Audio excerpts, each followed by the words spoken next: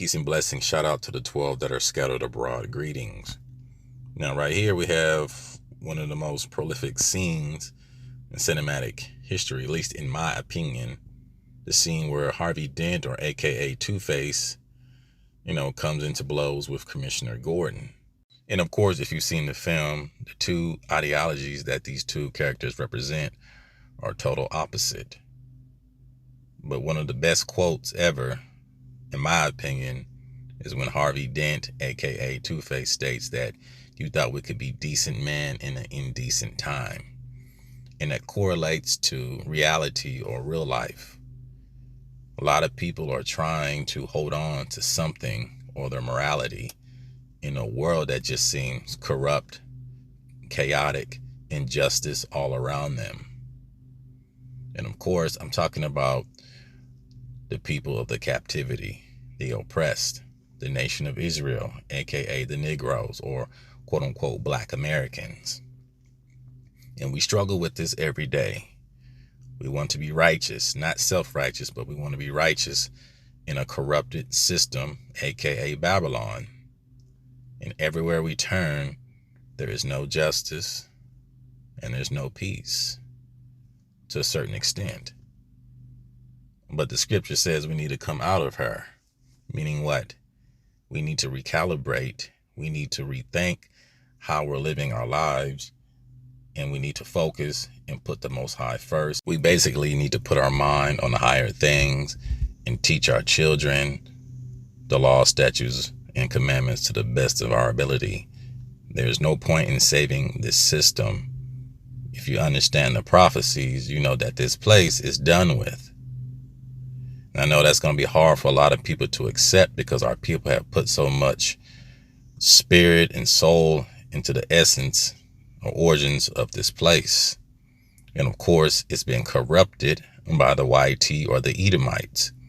They cannot rule for a long extended period of time. And we're seeing this in real time. And now the buffer classes are focusing on the issues that black people, so-called black people, are the problem.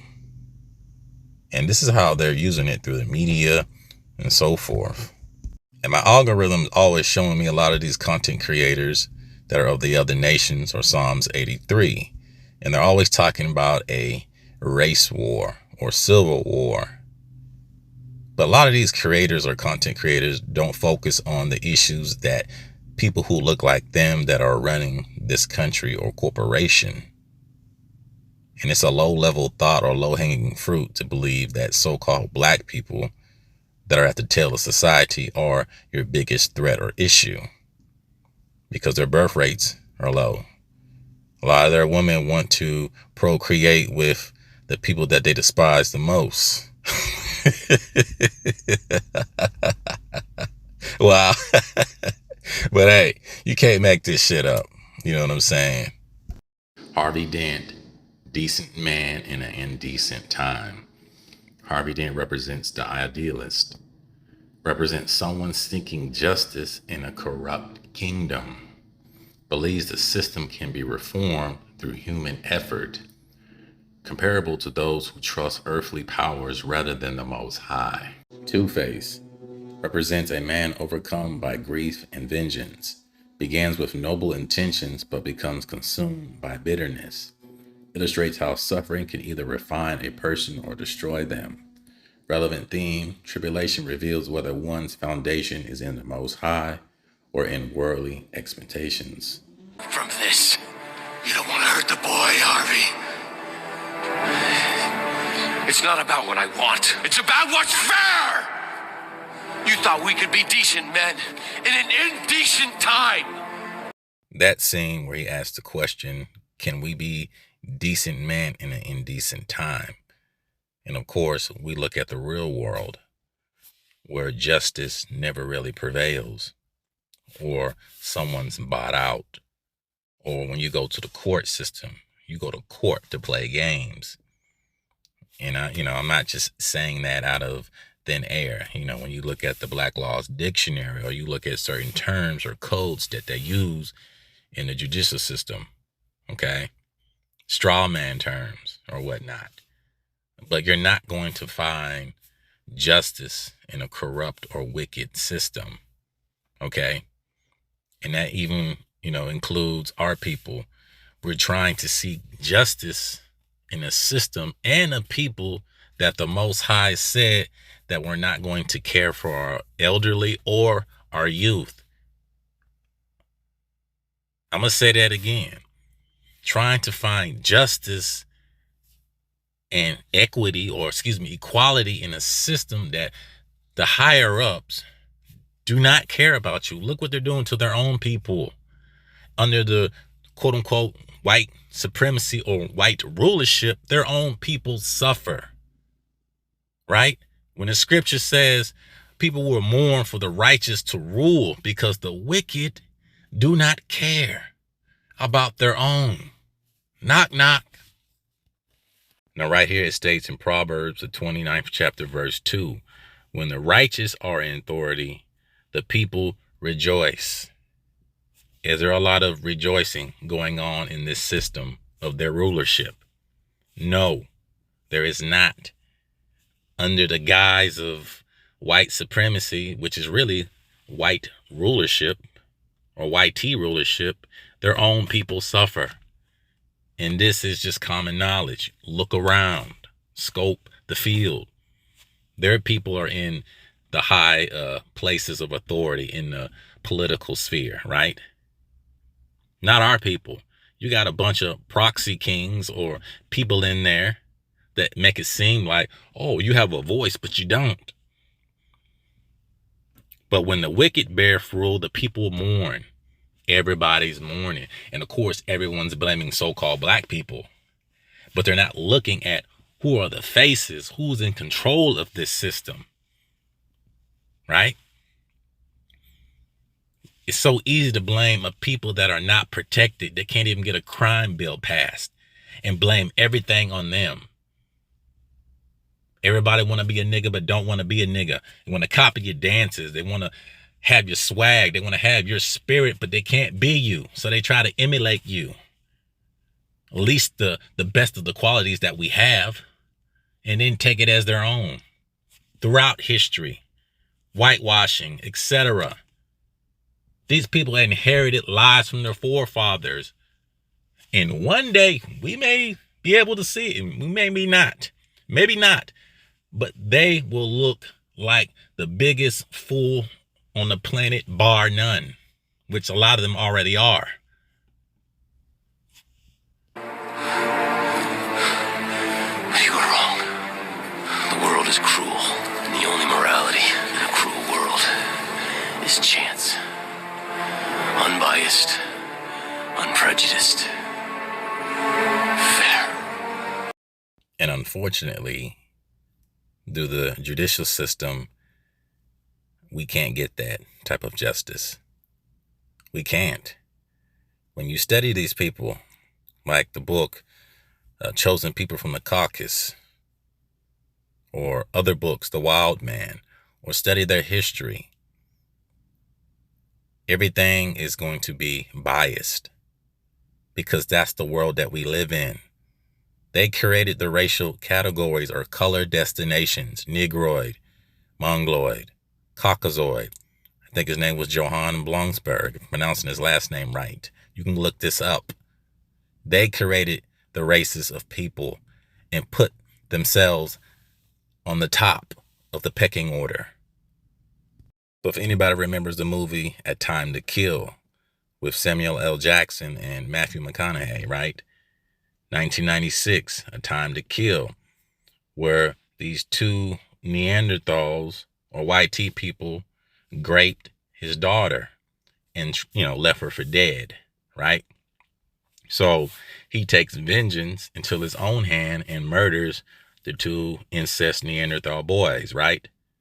And of course, they want to give him, the highest degree of, murder or whatnot.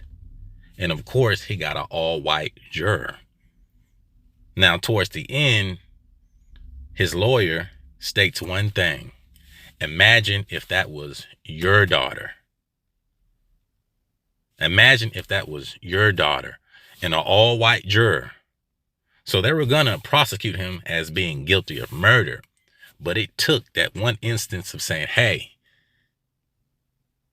look at her as a so-called white T girl being done this act by so-called black people or whatever race.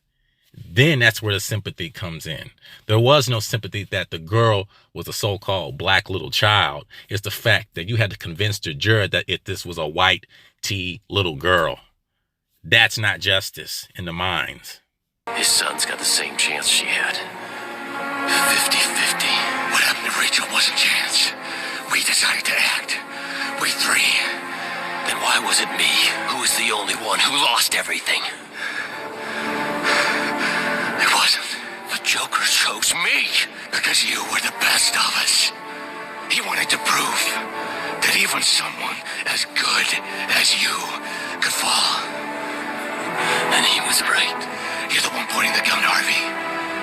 So point it at the people responsible. Fair enough. You first.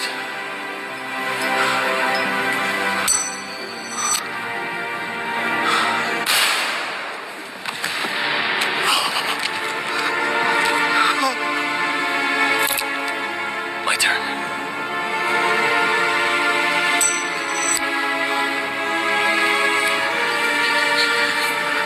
Harvey, you're right. Rachel's death was my fault. Please don't punish the boy. Please punish me. I'm about to. Then your boy's gonna be alright, boy. Lie. Like I lied. It's going to be all right, son.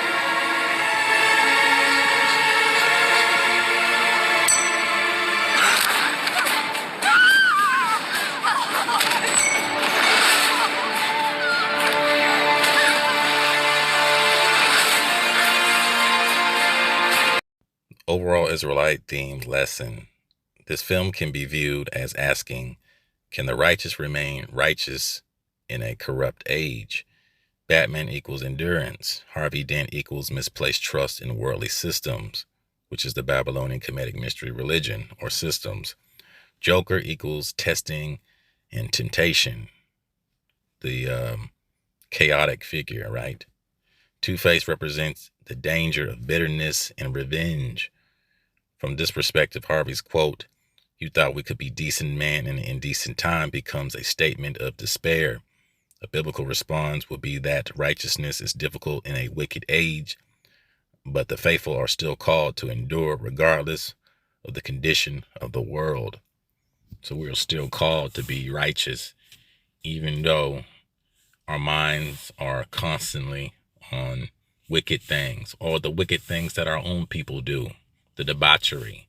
You know, we can sit here and blame the white tea people all we want, rightfully so, but we have to start with ourselves first and look at the conditions and ask ourselves, the scripture even says 2/3 of our people have to go. So the ones that don't want to reform or renew their mind, the ones that are still killing our own people or whatnot, okay, the less desirables or the lower caste of our people. I hate to say that, but it's just the absolute truth. When you look online, you see the debauchery and foolishness. They always lump us all together. They don't show the righteousness or our people doing miraculous or marvelous things because they're always focused on the negative. That's how this fucking system works.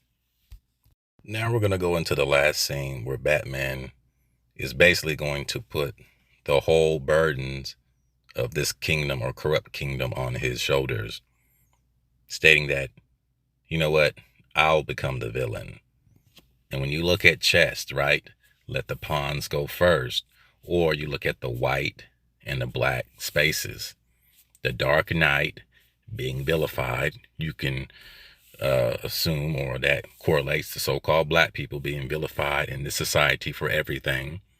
And then you can correlate the White Knight, which is, the heroic figure or the one that's praised or, righteous. When you look in the dictionary, when you look up the definitions of whiteness, right?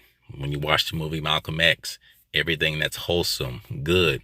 So it's basically wordplay or spells when we, choose those names, black and white. One cannot exist without the other. That's the whole point. We have to separate from those bywords or straw man terms. So it states right here at the end of the film, Batman chooses to take the blame for crimes committed by Harvey Dent. He allows Gotham to see him as the villain so that the city can preserve hope and social order. And when you think about who the people are of the book, if that information went on national news or broadcast, society will collapse. Okay? The information of who so-called black people are, society would break down. Believe it or not. Okay? Batman says because he's the hero Gotham deserves, but not the one it needs right now, and accepts being hunted. And of course, they sick dogs on him. And we know throughout history of slavery and so forth, who they sick the dogs on. Thank you. You don't have to thank me. Yes, I do.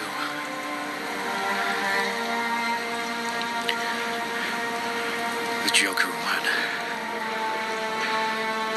Harvey's prosecution, everything you fought for. I'm done. Whatever chance you gave us of fixing our city dies with Harvey's reputation. We bet it all on him. The Joker took the best of us and tore him down. People will lose hope. They won't. They must never know what he did. So now we're in the book of Psalms 146 and 3. We'll go with an NIV version. Do not put your trust in princes and human beings who cannot save. Do not put your confidence in powerful people. There is no help for you there. So that's the correlation. The people put their trust in man. Man can only do certain things, but when you put all your trust in a fleshly vessel, your outcome, that person cannot save you. So that's the essence of what he's saying. But even more deeper in that scene was the fact that the people must not know. How many times when you can find historical figures or things that they've done, because, you look at the statues here in America or these heroes or princes, right? But then they discover, these people were corrupt. They had, corrupt thinkings or some of the things that they've done, but people must not know what they have done, right? 5 dead. 2 of them cops. You can't sweep that up.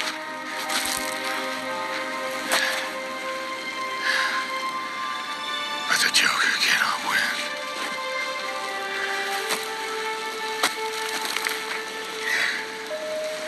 Gotham needs its true hero.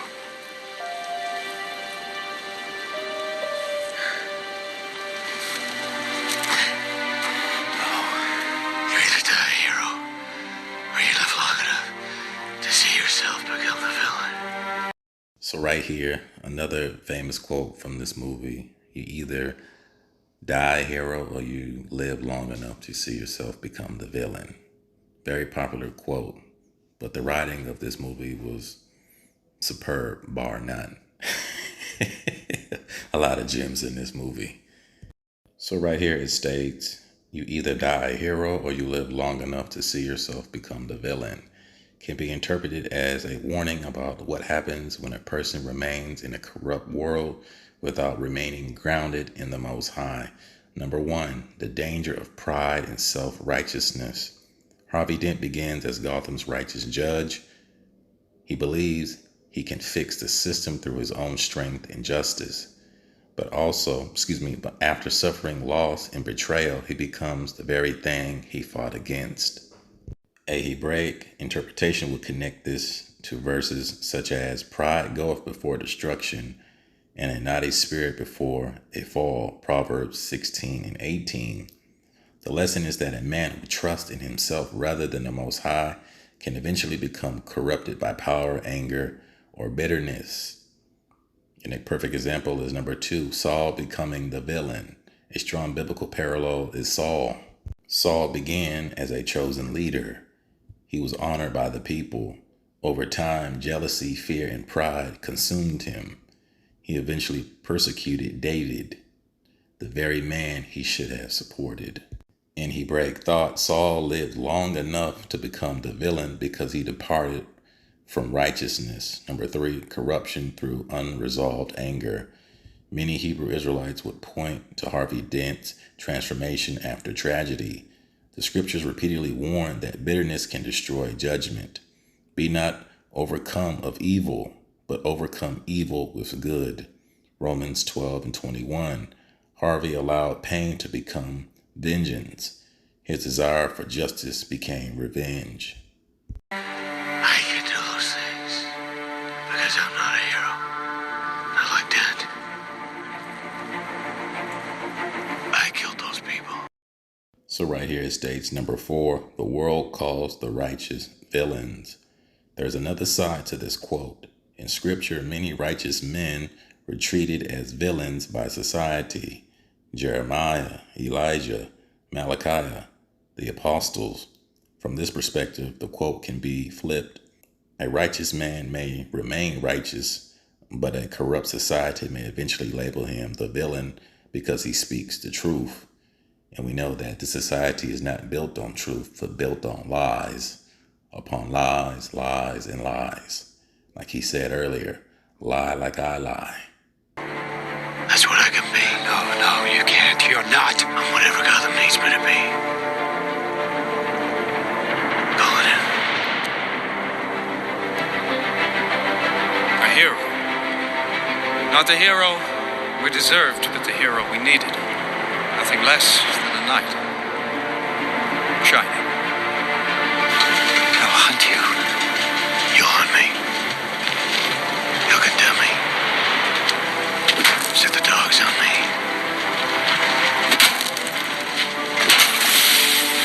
Because that's what needs to happen. Because sometimes truth isn't good enough. Sometimes people deserve more. Sometimes people deserve to have their faith rewarded.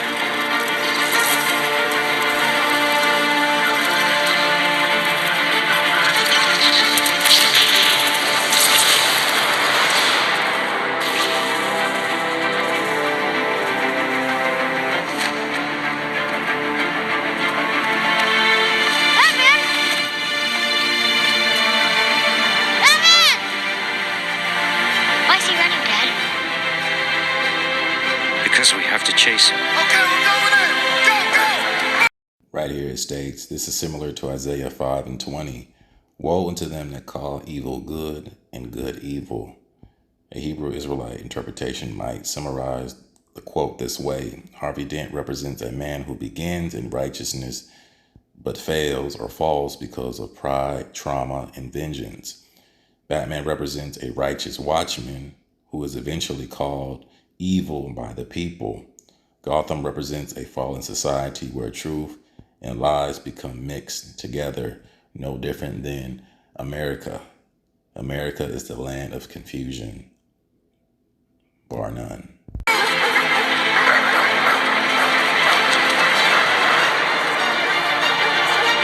He didn't do anything wrong. Because he's the hero Gotham deserves. But not the one it needs right now. So we'll hunt him. Because he can take it. Because he's not a hero.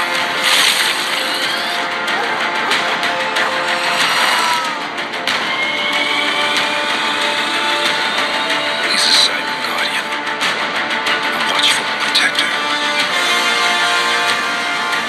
A dark knight. A Hebraic perspective, number 1. Bearing reproach for the people. In scripture, righteous servants sometimes suffer reproach for the sake of the nation. Consider Isaiah 53:4. Surely he has borne our griefs and carried our sorrows. A Hebraic reading might see Batman as a symbolic figure who willingly carries blame to preserve the people, similar to how righteous individuals in the Bible sometimes suffer for the benefit of others. Number 3, the cost of leadership. A common Hebraic theme is that leadership requires sacrifice. Consider Moses, who carried the burdens of Israel and was criticized repeatedly despite leading the nation because the people were stiff-necked. The nation of Israel, aka a Negroid people, are very stiff-necked, even to this day. Batman's choice reflects the idea that a leader may sacrifice reputation for the greater good of the community. Number 4, Gotham as a corrupt kingdom. In many Hebrew Israelite-style symbolic interpretations, Gotham equals a fallen kingdom or society. Joker equals chaos, lawlessness, and rebellion. Harvey Dent equals corrupt judgment. Batman equals watchman, a watchman trying to restrain evil. This echoes themes found in Ezekiel, where the watchman is responsible for warning the people even when they reject him. Some Hebrew Israelites might interpret the ending as a picture of Israel's condition in exile. The righteous are blamed, the wicked are celebrated, truth is hidden, the protector becomes the persecuted. This parallels verses such as Isaiah 5:20. Woe to them that call evil good and good evil. In that symbolic reading, Batman represents the righteous man who is labeled evil by a confused society. Okay, the public fool's education system, right? A key difference from biblical theology. A traditional Hebraic reading would also note that deception is generally not upheld as the ideal solution. Batman preserves peace through a lie, keyword a lie, about Harvey Dent, whereas the Torah places strong emphasis on truth and righteous judgment. So while Batman's self-sacrificing may reflect biblical themes of bearing reproach, the decision to conceal the truth creates a moral tension that a Hebraic reader would likely question. Summary: from a Hebraic Israelite symbolic perspective, the ending can be seen as the righteous servant bearing blame for the people, the watchman rejected by society, a leader sacrificing reputation for the nation, a picture of truth being obscured in a corrupt kingdom. The central theme would be the righteous are often hated, misunderstood, and persecuted while carrying burdens for the people. Yet true justice ultimately belongs to the Most High, not to human deception or image management. The spiritual lesson is, without wisdom of the Most High, even a hero or Heru, right, can become corrupted. And in a wicked society, even the righteous can be called villains. The challenge is to endure in righteousness regardless of how the world labels you. Okay? And of course, our people are saying online that we are the most hated people on the planet, bar none, by the Africans, by the YT people, by the quote unquote Hispanics or Mexican community. I'm just saying what's been stated online. Okay? If the world hates you, then it hated me. Okay? So I'll leave it at that. Peace.